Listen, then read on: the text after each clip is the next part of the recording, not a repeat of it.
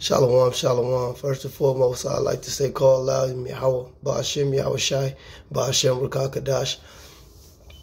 Double honors to the apostles and the elders of the great millstone that taught us this truth. Shalom and salutations to the hopeful elect. I came out there spreading the gospel throughout the four corners of the earth in sincerity and truth, and presenting their bodies as a living sacrifice as the scriptures teach us to do. All right. Shalom to the Aquaf, the very few sisters that do listen up as well. I'm the brother Yahweh from the Great Millstone Chicago camp. And basically, I was just coming back to you with another lesson. This lesson is concerning this wickedness and this whole day that's about to be commemorated. All in the spirit of blasphemy. All right. And it's the so-called Christmas. All right. Now, when you really get into the Christmas, we know it's Babylonian paganism. All right. We know it goes back to Saturnalia. All right. So many other fables that's tied on to it, you know. And we know it's a celebration, you know, especially as far as Israel goes. When I say Israel, I'm speaking to you so-called Negroes, Latinos, and Native Americans of that AJ. All right. As the Elder Malcolm must say, another JESUS. And we don't like to use that name because the scripture says, you know, to be circumspect and not make mention of the names of other gods, you know, so we call them cheese and rice. And people really commemorate this day towards the Lord. And, yeah, when you read the scriptures, you know, December 25th and the Lord being born ain't nowhere in the Bible. You know, it's a lot of other wicked ancient so-called gods that was. You know, we know it goes back to the Roman winter solstice. You know, and you could look all this thing up. But even if you didn't want to get that deep, because first and foremost, it's just idolatry. There's no other way to pick it. You know. Shit. You know, even with the tree and all that, you know, the scriptures tell you in Jeremiah the 10th chapter, I think that God go not in the way of the heathen, for the customs of the heathen are vain. For one cut of the tree out of the forest and deck it with silver and gold. You can look that up. You can post that on the comment board, you know, for the edification of the flock, you know, because I'm in the spirit of Apostle Elder Taha, man. I'm uploading this raw. And, yeah, man, celebrating this shit. I mentioned during our walk and talk the other day, celebrating this shit is, it meant defeat. All right, because you didn't get off those slave ships celebrating these whole lot of days. All right, like Easter, Christmas, you know, Halloween. Those were things that were beat into the minds of our people. Like when you go back to that movie Roots, I always mention that part. And I mentioned it the other day, but that's a good, just logical standpoint, you know. He said, with that nigga, Fiddler, all right, he was trying to break Kunta Kinte, you know, played by John Amos, the father from Good Times, you know. But as he was a little boy, he was played by, what's the guy, the reading guy, LeVar Burton. LeVar Burton, that nigga was in that Cameo video too back in the day. But yeah, nevertheless, this dude, Fiddler, he had told him, he said, boy, I got to have you broke before the master's birthday. And broke being, you know, celebrating the whole lot of days, speaking English, knowing that the white man is over him, so forth and so on. He said, what's a birthday?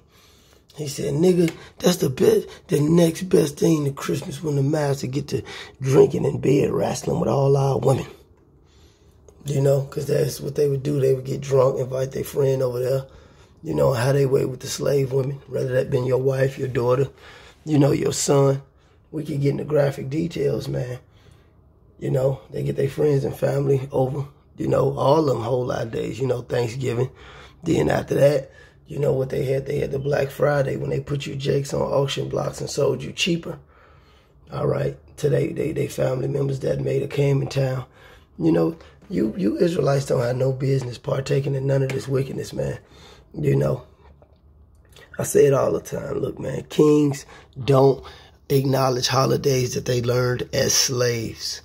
Kings don't acknowledge holidays that they learned as slaves. And then you niggas out there for the kids, the scripture says, give not thy brother, no friend, wife, no son, power over you while you live, and let you know that the children shall seek to your courtesy. And you should, and all things had a preeminence. That's in Sirach. You could put that under there too. It's in Apocrypha. All right. Ain't no damn doing this for the kids. The scriptures say that the kids shall ask you when you're going into the law, why do we keep these laws? Why do we keep this? You know, when you're going to the Passover, you know, that's all in Exodus. You know, all the holidays that's in Leviticus, the 23rd chapter. You know, those are real holidays. Or, you know, the Hanukkah, you know, which is the Feast of Dedication. Or, you know, brothers acknowledge the Purim. You know, going back to the time of Esther.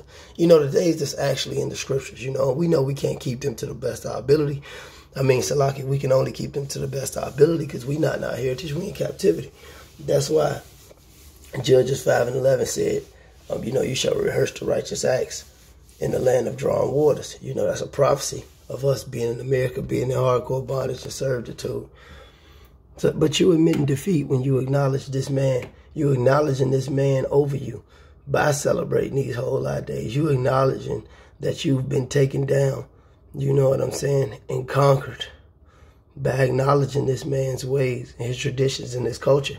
And ultimately, you're just sinning against the Most High.